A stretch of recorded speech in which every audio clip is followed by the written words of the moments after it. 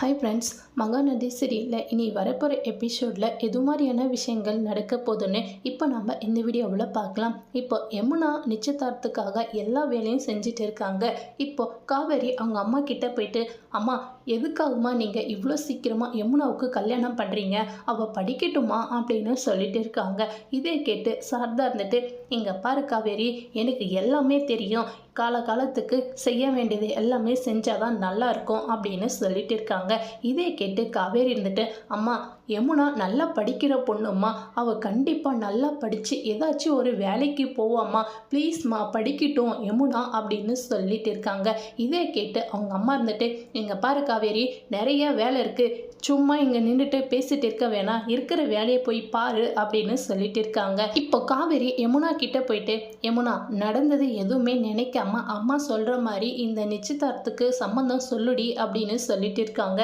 இதை கேட்டு யமுனா யோசிக்கிறாங்க. இதோட இந்த ப்ரோமோவை முடிச்சிருக்காங்க. தேங்க்யூ.